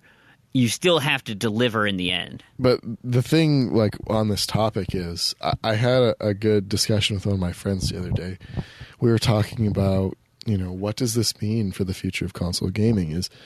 Is you're looking at Xbox One and this recent thing of, like, your gamer score gives you a discount on your upgrade or whatever. Like, this is that Canadian deal. Yep. And that screams to me that we really need people to get on board with the Xbox One. Well, if people haven't even adopted the One yet, and you're already talking about something that could potentially replace the One or have games that don't play on the One, that's the end of console gaming in my eyes. Because the draw to console is you buy that, it lasts you 6 to 8 years. Every time. I think the draw is plug and play. And plug and play. But do you want to be buying a $500 console every 3 years? Oh, absolutely not. No, absolutely because not. that's the thing is at that point, and now with PC hardware as cheap as it is, it would actually be cheaper to go to PC gaming. Yeah. Substantially cheaper if you're having to replace every year. There's that, and then there's the other thing is like, oh well, it's kind of like the tack on in between thing, and then that made me think, well, do you remember the Sega 32X? I mean, I remember it existed. I never played it. Yeah, well, I mean, do you remember kind of what happened with it? It was a piece of garbage. I mean, it was exactly. It was thing that you laid on top of your Genesis. In between, it promised better better graphics for your existing games, and it's this thing you strap on your Sega to give it life support and give it a little bit more power, and then it had a small library of games that only worked on the 32X. So then now you look at Xbox, and is that going to happen? Are we going to have the 32X strapped on our Xbox? Are we going to have the Sega CD strapped on our Xbox? Like, it didn't work. Yeah. Now, part of that, it was very overpriced. I mean, you look at it. I think the Genesis / Mega Drive, for those of you in Europe and Japan, I really should call it the Mega Drive because that's its proper name. Not its American name. Genesis is the way. And the Mega CD. I mean, I think that console, when you bought everything, in the 90s, it was like $1,500 plus console with the Mega CD, the Mega Drive, and the 32X. That's obscene. Which is that's $1,500 90s dollars. That's not today dollars. Yeah, right. That's 90s dollars. So I mean, you're looking at like a $2,000+ console. So I think that contributed to its failure. But I mean, if you're talking an upgrade every 3 years, it's not that far off by the time you get to the end of life that you need to buy, 2-3 upgrades to strap on, or the new box or whatever. So I think it's if this is a reality and this is something that's happening, it's kind of something that really does threaten the success of console gaming. I mean, I agree with some of it. I don't share your doom and gloom attitude about, the end of console gaming. I think both of these companies they have enough PR personnel looking into the reactions of their customers, and that this isn't the direction that people want to go. At least that's my impression of the whole thing. Well, I guess the other thing too is they're testing the waters to see how much they can really get out of people. Because I mean, you look at microtransactions now. Microtransactions and DLC. I mean, yeah, a lot of people are paying like $120 for a game that, even less than 10 years ago, you got the full game for half that. So now it's like, okay, well, have people's gaming budgets doubled? can we half the life Right. of a console and make people upgrade every 4 years instead of every 8 years? My vision for the whole thing is that, so there was some notes on, where was it, Reddit, I think, and someone said that at the beginning of all of the Xbox marketing materials, they had been doing Microsoft One, right? That was, that green screen with the Microsoft orb that spins, and it says Xbox One. That has changed like in the last 6 to 9 months to only saying Xbox. And his take on that was that Xbox is moving to this unified brand of just being Xbox, and that regardless of what console, what device you use, right, they'll have different names. Your One, your 360, your Project Scorpio, your Slim, they'll have different names. They'll have different configurations, but ultimately what you are subscribing to is the Xbox service. And so my vision is, and I glean this from how Phil Spencer talks about games, is that he just wants everything to be backwards compatible all over the place. He even made the comment on Twitter, or in an interview, if I wanted to, I could go back and play Doom and Quake on my old PC. Right, I can use my new PC, my gaming PC, to play a game I used to play on, my 486 back in the day. Like, those games don't go away just because I have a better system. And so I think his plan is, okay, look, we've got Xbox 360 backwards compatibility. Let's pull all of these games up, find ways to emulate them on every new console, right? So your One will be able to play on Slim. Any Slim-specific games will play up on the Project Scorpio. Not that I think Slim is any different from the Xbox One. It's just, I think Damien even mentioned digital-only type box. But that's neither here nor there. Ultimately, what I'm getting at is you are carrying your games library through your subscription. And what I think they could do to entice people to be more readily susceptible to changing consoles is if they had an effective buyback or rebate program. You want to sign up for 2 years of Xbox Live service, we'll charge you $10 a month or $15 a month. Subscribe to Xbox Live, trade in your Xbox One for a Project Scorpio. It's only going to cost you $200 on launch, or only cost you $150 then at Christmas time. But you're committing to a 2-year, and now you treat it like a cell phone. And so, hey, in 4 years when a new console comes out, it costs $800, but you know what? If you 2-year subscription, I'll cut that down to $200 for 3 years sounds better than $800.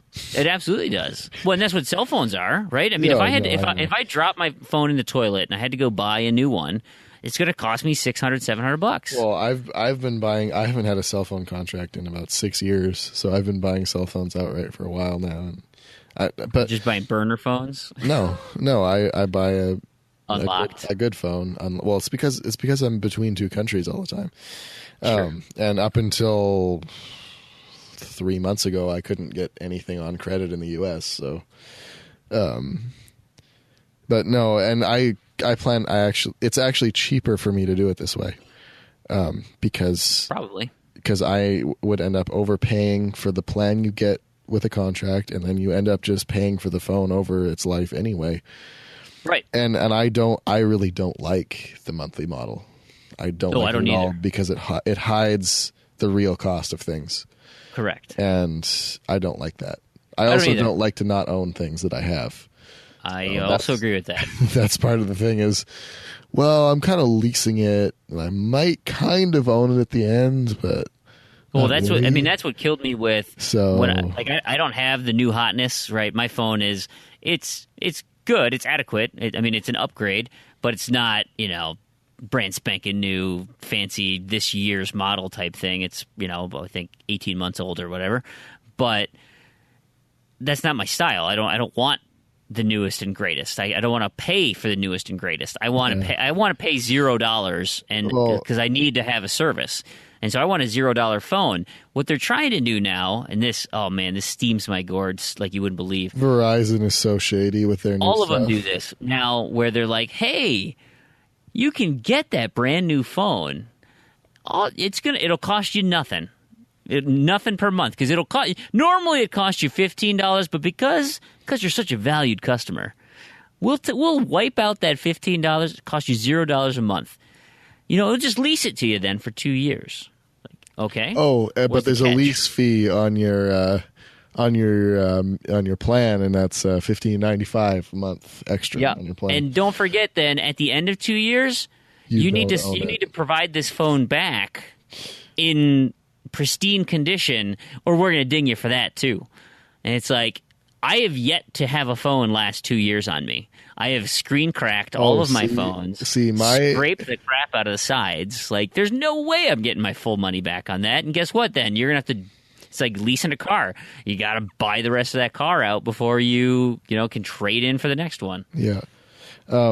Actually, my last phone was 4 years old and still functioning, but when it gets 4 years old, Start not being able to run you some know, of the new games they wanna play. the battery is not so great. It's constantly plugged in, because it dies within it's getting 30 slow. minutes. So it's like, you know what? It's been 4 years since I got a phone, and I actually got that one for free because I had an iPhone prior to that, but I had bought another phone in between when my contract ended. This was the first and last contract on a phone I had. And I had bought a phone to upgrade early. Basically, I just bought it outright. But I had an extended warranty on my iPhone, and I was getting something off of it one day after I had kind of retired it, and I noticed that the battery had expanded and broken the screen and the back case.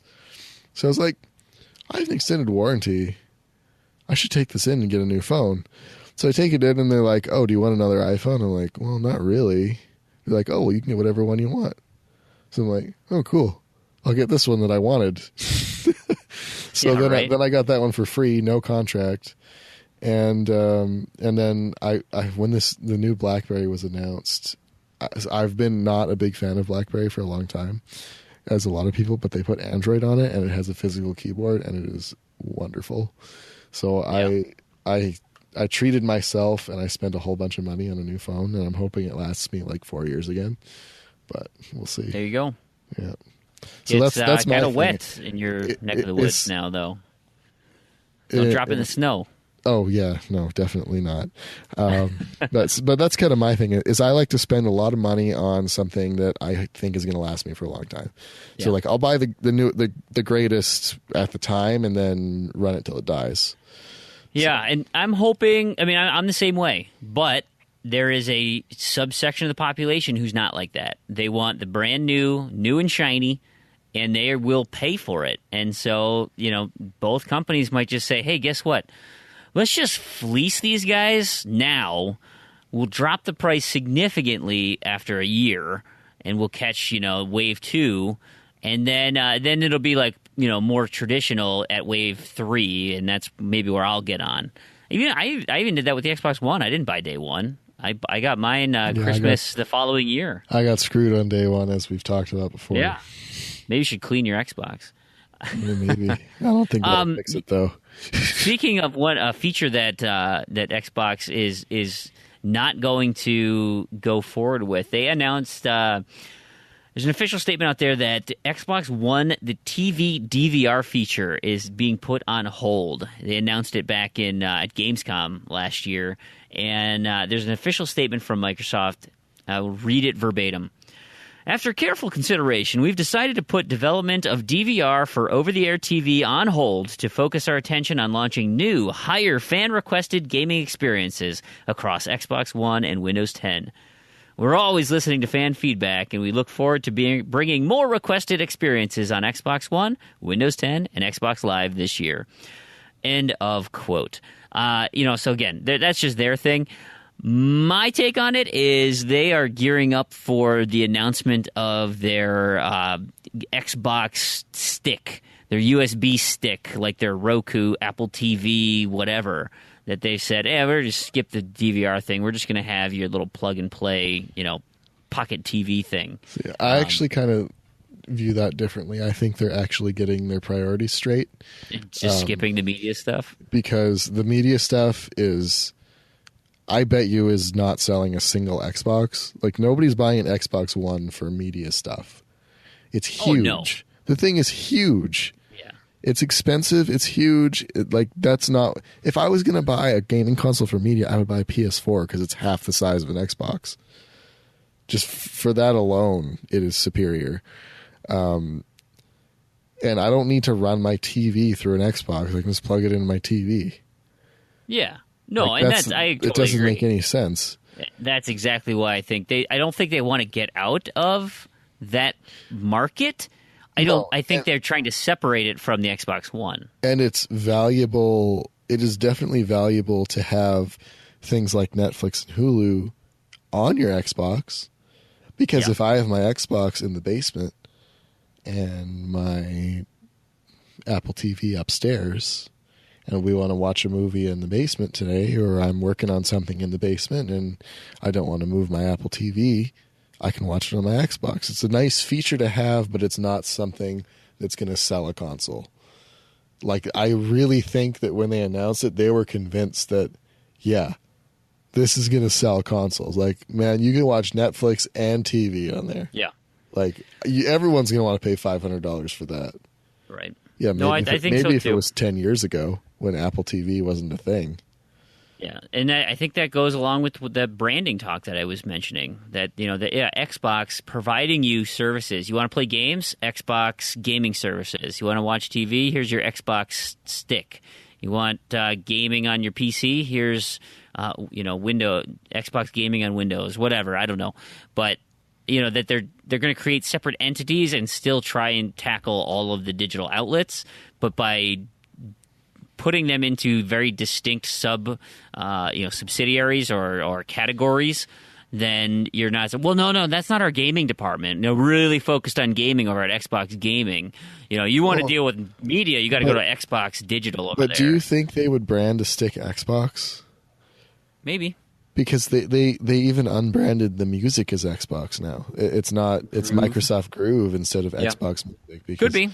Microsoft, I see that as a stick. departure of. Sure. I could see the Microsoft stick. I think that's way too late. I think they're way too late to the party because sticks are already kind of departing, and Apple TV stick. I mean, I really like the WD TVs from Western Digital, and I tried to find one as a gift a few months ago, and they're totally gone. They were like the biggest. I don't know. Roku might have been bigger, but they were at least the third, and they were pretty successful. And they're gone. Like, they don't even manufacture them anymore. So, well, I don't know. We'll see. We'll see what their plan is moving forward. I'm curious. I mean, it's interesting, kind of the state of the state and what they're going to do. I expect, of course, it'll be always put through neon green tinted glasses at the E3 press conference, but I look forward to talking to you again next week when we can delve into all the news that we've got. I guess I have to be obligated to watch E3 and be the Grinch, so do it. Guess I'll put it on. It's going to be green all over the place. We're an Xbox podcast. Hey, here's a piece of news that I think you'll like. I tweeted it recently when I saw this news. Hotel Blind. Remember that game from Cerealin? Christian Allen's game. And we had it on Shovelware Cemetery. He was a good sport for the whole thing. Well, guess what? Hotel Blind is getting VR support. Nice. Yes. It's going to be compatible with the Vive. And so you will indeed get to put on your Vive headset, walk around an invisible room completely deprived of sight, and play Hotel Blind as a blind person. I retweeted it. Christian Allen gave me a thumbs up for it. It's great. I was like, hey, you took our idea. Now if we can only get the 4,500 frames per second that we were requesting. I couldn't even remember what the specs were that we wanted in Shovelware Cemetery. But I think we wanted 8K or something. 8K, maybe that's what it was. Or 12K, I don't remember. But yeah, so yeah, it's getting VR support. Well, which, actually, tell you the truth, like that makes the most sense. It really like that does. is a brilliant tactic for that game. See, he just needs to get on the level of my game development with Big Rigs Truckin'. Like, that averages something like 2,600 frames per second in our tests right now. So, you got to get on our level. 2,600 frames per second, no big deal. That's not even optimized yet. Right. Yeah. You still got some QA to do on it. Oh, Yeah. totally. You get that even higher. All right. Let's move into listener feedback here. We got a little bit on, some E3 stuff. We got a comment from Kaiba Chaos here in my friend feed. He says, I'm currently hibernating from new podcasts just to avoid E3 spoilers, but I will have to catch up after E3. I think that's the worst way to go. To listen to all the good stuff, because then you're going to get all the leaked information, not the market information. So who knows what that's going to end up doing? Leaked quotes. Yeah. You're just so I bitter. need a quotes thing that we can beam into people's minds just to tell when I'm being extra sarcastic. Yeah.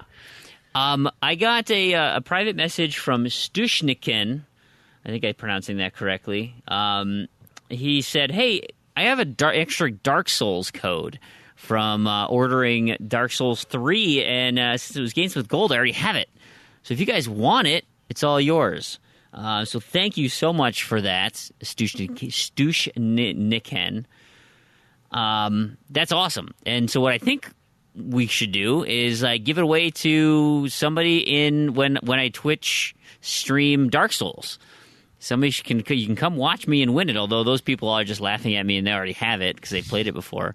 But, I mean, we could do a double stream because I'm thinking about starting Dark Souls 2 soon. So, I mean, we could have nice. We could have a back-to-back or something. There you go. Anyway, we'll find a home for it, and I'm sure we've got some listeners who'd love to get in on that. That Dark Souls is indeed on my list of 93. I need to make some.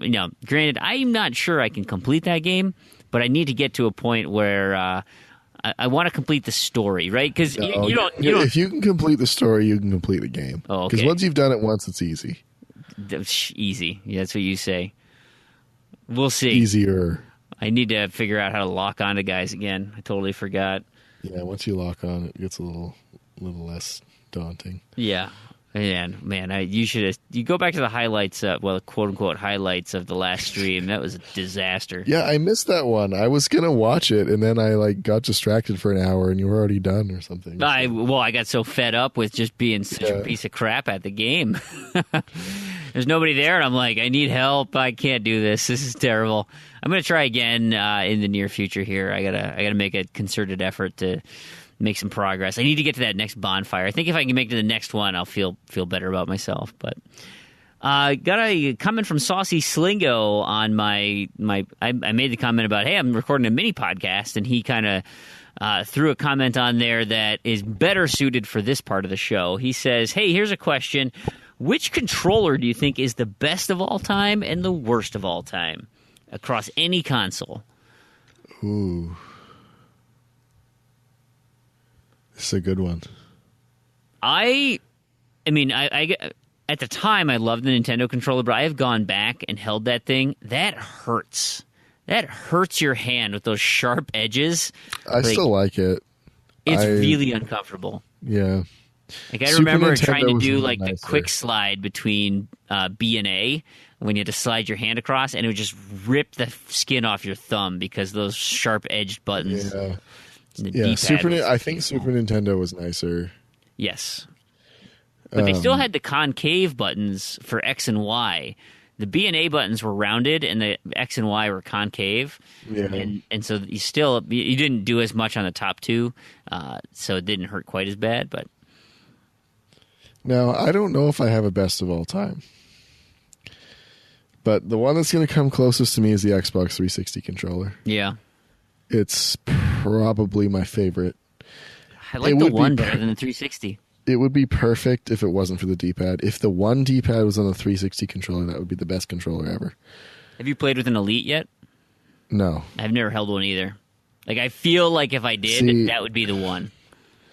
It might be if they fix the bumpers. I would do the one almost.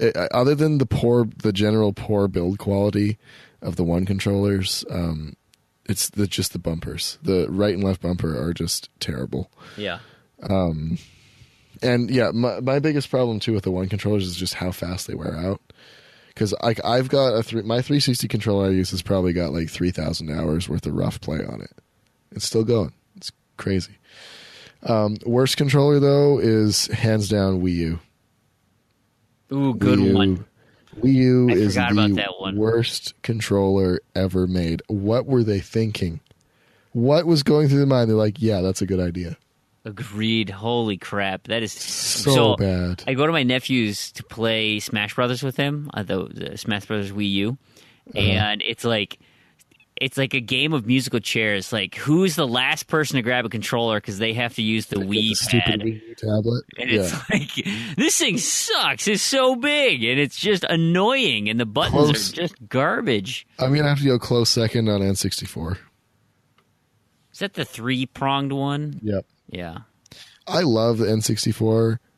I don't even hate the controller that much, but just that stupid joystick. I liked the fact that, like when you held it, and it was like, in theory, you could have 3 different ways to hold it.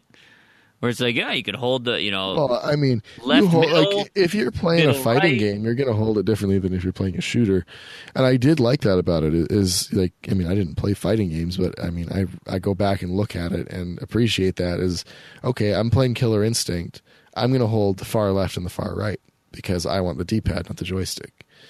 I'm playing GoldenEye. I hold the middle and the right. I don't know what else you would be playing, but you could hold, there is the third way. I don't know what you would use that for, but you could. But the thing is, it's like, okay, it's really weird. It's unnecessarily complicated. And the joystick always breaks. Yeah. It's like, it was poorly made. It's weird and it's poorly made and it doesn't have the good layout to make up for that.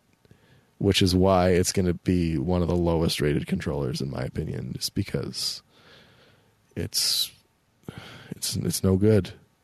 Right. Intellivision's pretty bad too because it's just like a number pad and a twisty wheel thing. I don't know. They were weird. There was some weird like Intellivision era. Had something like that too. Maybe it's ColecoVision. I don't know. But that era, there were a lot of really bad controllers. Yeah, they were pretty until garbage. Kind of like Sega and Nintendo really solidified that. The shape. Kind of classic shape, classic design. You don't need 10 buttons. Right. You only need 3 or 6 or whatever, or 8 or 4, not 8. But yeah, from there, controllers got a lot better. But there was, as I think we kind of agree, that didn't eliminate the worst controllers ever because those are both pretty modern controllers. True. That's quite true. Actually, the Dreamcast was pretty bad. Yeah, it was heavy. I didn't. The Mad Catz version of the Dreamcast ones, the Mad Catz Dreamcast controllers were effectively steering wheel sized controllers. I mean, they were massive, just unbelievable. I mean, I don't hate them, but like, I don't know. It's one of those weird layouts where like it was just bigger than it needed to be, and well, the original Xbox controllers were bad too, because those were just nobody's hands fit on those. It's like Shaq was designing the Xbox controllers or something. It's like, okay, who's our target audience? He could never get that little mini game save thing with the Tamagotchis on it out. You needed such like precision equipment to pull those stupid out of the Dreamcast controllers. Yeah. I never had a problem with that. Maybe you just had like a sticky one. Could have been. No, mine go in and out all right. Nice. But yeah, those were weird too. So before we get into our next question, Terrigan has been sneak Skyping in to see if we're still recording or not. And he has some breaking news on the Terrigan game purchase front. Not a game, though, but he did buy himself an Elite controller to play Elite Dangerous. You gotta be kidding me, man. I want one of those now. I'm disappointed. You disappointed you got one? I want to try one so bad. I'm disappointed because he gave in to Microsoft's price gouging. Yeah, it is really high. Would you buy it at $120? No. 100? possibly.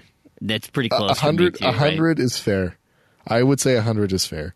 120, I've been hearing 150. people though they've had Like 150 is just it's just gouging. a blatant price gouging. Yeah. And it's totally preying on the like MLG people kind of thing. Like, I really want to be like pro gamer kind of thing. But that being said, the buying a controller not on sale is price gouging as well. Like if I don't get a new controller at $35, like at 35, I feel ripped off. I was actually really happy because I needed a new controller, and I had some money, I had a little bit of money this last little bit, and so I went looking online because I'm like, okay, well, I really need to buy a new controller. So I was looking. There was a couple of the special edition ones with the cool colors on sale for they were like $10 off or something, and I had a coupon at Best Buy.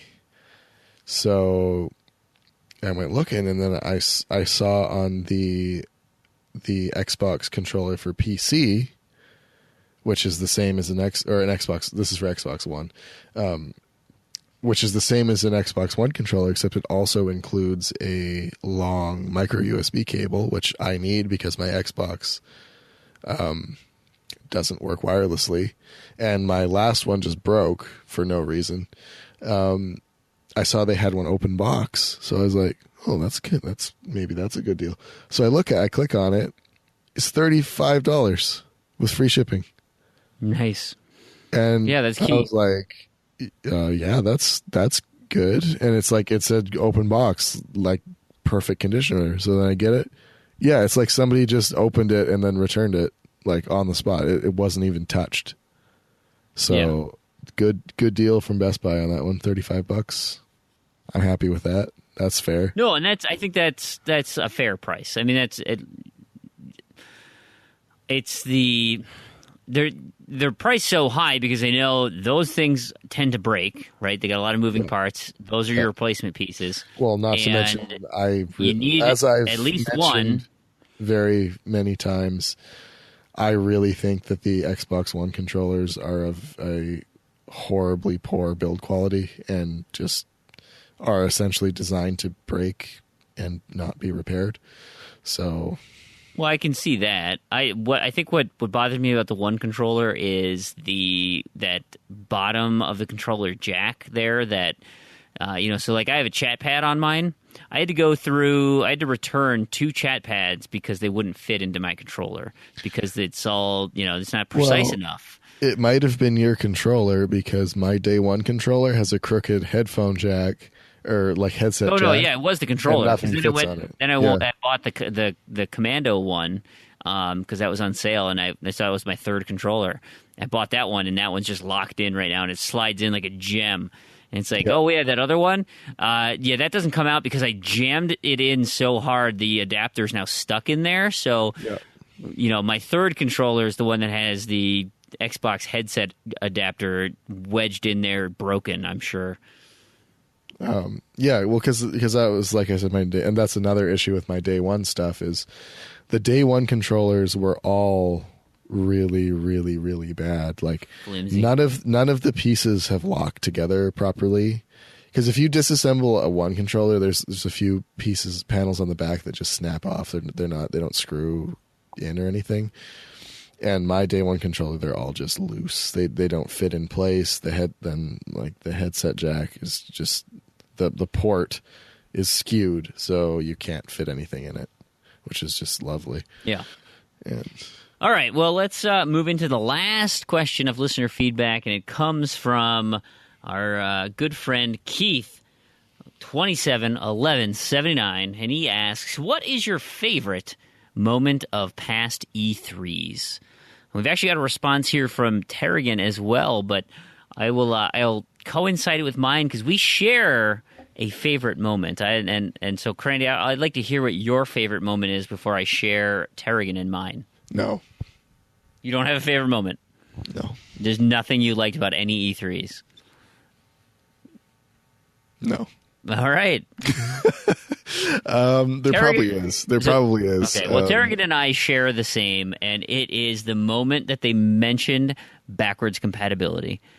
I was at my desk, and it was 9:30 in the morning when they show the local time for mine, and I went watching, and Mike Ybarra came on stage. Like, I remember it was so memorable, and it was awesome, and all of a sudden they started talking about it, and I just looked at the screen, and I'm like, and because I had the volume really low, right? I'm not supposed to be watching it at work, and so I'm really low, and all of a sudden they announce it, and the crowd just erupts, and I did a fist pump. I'm like, are you kidding me? I didn't expect this at all. This is amazing. Oh my gosh. Like, I actually get a fair use out of backwards compatibility. I know a lot of people don't bother. They play new games. But like, I really enjoy it. I love it. I think it's great that being nice and lazy and just playing all these games on my one. Like, I love backwards compatibility. Well, most of the games run better on the one, I find. Except for the achievements unlocking offline all the time. Oh yeah, that's true. That's kind of annoying, but I agree. Like, I think it's great, and you can use the features of Twitch streaming. You can use the features of taking screenshots. I mean, whatever. So I that was my favorite moment. Terrigan shares that. Like, those are just the best. Like, I thought that was such a cool mic drop moment, and I was really excited to hear about it. Terrigan adds a least favorite. For his, he said that he personally was ashamed of the shellacking that Microsoft got during the original Xbox One reveal, and he personally had some pretty nasty arguments with people around the digital, always online, Connect, spying on you, all that garbage. Like, the trolls were in full effect after that one, and so Terrigan's like that's the low point for me, or for him. I don't really have like the least favorite. I actually haven't been following. I think back, and it's like, prior to being on the Achievement Hounds podcast, like, I was a much more of a casual gamer, and so I wasn't really following video game news. But then when it was like kind of part of my thing, I tend to get more invested in it now, especially, I talk about it every week, and it interests me more and more. And so, I don't go back to E3 of yesteryear and think of all these moments. And so that could go to why the backwards compatibility is my favorite, and I don't really have a least favorite. I'm just trying to think of stuff like before I was the E3 Grinch. Something that I cared. When your heart was 3 sizes bigger. Yeah, and it wasn't the size of a before raisin. The gaming industry took the other 3 sizes. I want to say like the Wii, because I was really excited about the Wii, and I must have watched it at E3. Because like I got the last pre-order for a Wii in my town. I went everywhere in town, and the last place I went had 1 pre-order left. And I got it the day it came out. And it was so exciting, and it was so disappointing. Yeah, for sure. So disappointing. It was such a great concept, but they just didn't have the tech to pull it off yet. Bummer. All right. Yeah. Well, let's close out the show here and move into our closing segments. We can't forget about Knobs and Discos, our home for unobtainable and discontinued achievements. Crandy, what do we got this week? Well, apparently, 3/4 Home is working again. Damien was unlocking stuff in it. Yeah, so that's good news. Yeah, I saw this earlier in the week as well, and I was like, man, all right, I can finally start this thing, I hope. Finally, yeah. And we have, what is this, an upcoming... Yeah, I saw this this posted on Twitter. Pro Evolution Soccer 2015, according to GameSpot, is going offline in August. That they're pre-announcing their server closures for August 25th. So I don't know what exactly that's going to impact in terms of achievements. But typically, it's pretty significant in sports titles. I mean, it's probably going to be all the online stuff if it has any. So, I mean, this is pretty typical for the PES series. Is usually they announce it Well, this is more than a month in advance, which is nice. Yeah. But usually they do it at least a month in advance, and it's about a year. They usually have for about a year, and then it's gone. Yeah. Konami mentions, so if you have My Club points or GP within the game, those are all gone at server closure. Spend them up until that point. Like, get your use out of them. But if they're gone, so don't be left holding some money in there. And they're coming out with Pro Evolution Soccer 17 this year. 16 will do its 1 year course. That like you said, it's par for the course. But they gave you a date. It's pretty much been the same every year. So yep, they gave you a date, August 25th, and if you care, it's 9 a.m. Pacific, noon Eastern, is when it's shut down. They're really specific. Yeah, they actually gave you date and time. I wouldn't count on those times though. I agree. I would usually, be like if leaderboard resets are anything to go by, it never happens on time. Yeah, something tells me. Jimmy isn't going to pull the plug quite at that time. He's got a little bit to do. He's probably actually. He moves the mouse over to shutdown in the lower corner, but then there's like 12 system updates that he still has to go through, and God, I hate that when I try to leave work and I see that little yellow shield next to my shutdown menu. I'm like, God, I'm going to be late because of this stupid thing. It's like, it's only one of one, except that's going to take 7 minutes. Yeah, and then when you boot it up the next morning, it's got to initialize or whatever. Yep. Oh, it's just garbage. But I remember the Kane and Lynch leaderboard reset. I think they didn't reset. They were like 12 hours late or something. Nice. So we're all sitting there in a lobby or in a party. I remember you mentioning this. Like we're all just there refreshing the leaderboard. It's okay. Yeah, wasn't it like 6 a.m., 5 a.m. or something? Oh, I think I stayed up till 6 a.m. Yeah, and then I had to go to bed because I needed to go to school. And then like an hour into my class, of course. Yeah. They reset and then everyone starts. I'm like, well, speaking of delays, let's move into backwards compatibility game delay roundup. We do have one game delay prior to E3 where we're going to get a bunch of news on Yooka-Laylee.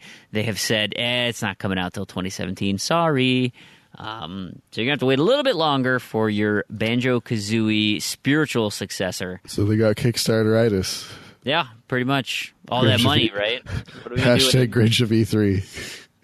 I should make a Twitter account called Grinch of E3 and just tweet rain cloud tweets about E3. You just be the gaming Grinch because you don't like Kickstarter either. It's true. You just, or I could just tweet it from my account because everyone knows I'm a downer anyway. Raincloud Randy. So I could just change my name on Twitter to Raincloud Randy for Raincloud Randy. I can't wait. Hey, if you have any graphical design prowess out there, please create a logo for Raincloud Randy. That's one of my new favorite personas. We might turn it into a shirt and like give you like $10 or something. Yeah, there you go. We'll send you a free shirt once we make them. That would be that's fair. We could do that. Backwards compatibility roundup. We got a slew of new games, none of which are really worth anything. But you got Aqua, Anomaly Warzone Earth, Lazy Riders, XCOM Enemy Within, which I initiated for my summer cleanup, Foul Play, which I also initiated, Monopoly Plus. Thank you, Terrigan, for letting me use that one, and of course the headliner, Sega Bass Fishing. That gem is now backwards compatible. I think I have that on the Dreamcast, like the original. I have to imagine that you do. That sounds like something you would have. That definitely sounds like a Randy game. Although today, Major Nelson was giving away the new fishing title, whatever the Dovetail something. Oh, we asked for a review code of that. They didn't respond to us because I thought it looked really weird. It was like just one of those like, man, this is going to be like real shovelware kind of thing, and they didn't respond to us as far as I know. So that's too bad. Bummer. We would have loved to do that. Anyway, hey, if you're listening, we'll still play it. Oh, for sure. And even though I just called it shovelware. Well, you know what? That we always go into it pessimistic, and we would love for you to wow us. I mean, in between did it. We did last week. You know, who knows? Who knew what we were going to get with that? And we all came out saying this was fantastic. So we might just say Dovetail Fishing Experience is fantastic. Unless I catch an old boot or tire or some other cliche, like I'm not going to be happy. I would actually like that. I quite like those. I think it's funny. Yeah, I bet Flame in the Flood, you can fish in that, right? I think you can catch an old boot in that. Nice. Anyway, thank you so much, all of our fans and all you listeners out there. We appreciate you tuning in to all of the content that we've done this week. Hope you enjoyed E3, and look forward to next week's episode when we talk about all the cool stuff that happened this week during the convention. If you, our awesome listeners, could give us a hand and send any sorts of podcast reviews for us, it's so helpful to get mentioned in those avenues. It helps spread the word of the show. Of course, you all do an awesome job spreading the word of the show on Twitter and Facebook and other social media that we are a part of. We absolutely appreciate that. You know, our Twitter, if you do want to get in contact with us, is at Z2Z, ZEDTOZED. We do have an email address that is sneaky because it doesn't get used that often, but we always give you a big thumbs up when you use it. Contact at Z2Z.com. The leaderboard over at TrueAchievements.com, as we mentioned earlier, is a key spot for us to reach out to the community if we ever need a new host, if we have contests or giveaways or announcements. It is a great opportunity for us to reach out to you, so jump on there. It's very easy to join over at TrueAchievements.com. Of course, we couldn't do this show without websites like TrueAchievements.com. They are so helpful for us. And everyone else who helped us this week. I know IGM, GameSpot, Engadget. Where else do I go to get my news? Every single leak out there. All you diehard Twitter monsters who go and find all that information for me. I love it. Game Informer, big help this week. And of course, last but not least, Microsoft for giving us this console and hopefully some fantastic news on what the future holds for Microsoft. And please don't make it hurt my wallet too bad. So, on behalf of Damien, who had to leave a little early, Crandy, who suffered through his interminable illness, good luck on getting better. This has been Brandon. And to all you achievement hunters and Gamerscore junkies out there, thank you so much for listening. We will catch you next episode. Thanks for listening.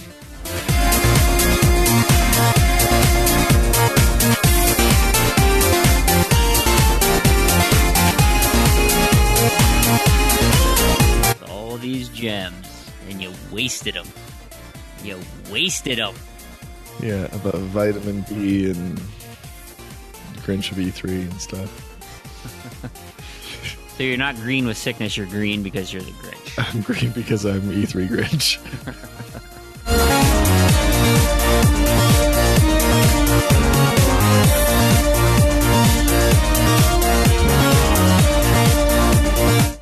Walked like 11,000 steps uphill both ways. In the snow. Of course, it's Canada. You're going to school? Oh, that's right, you're in the old country today. Yeah, I am. Why don't you go get some free health care if you're sick? Man, because I can't. Because I'm an American resident now. I can't. Well, you're still a citizen of Canada, right? Yeah, you don't just give that away. I mean, you're still you have to be a resident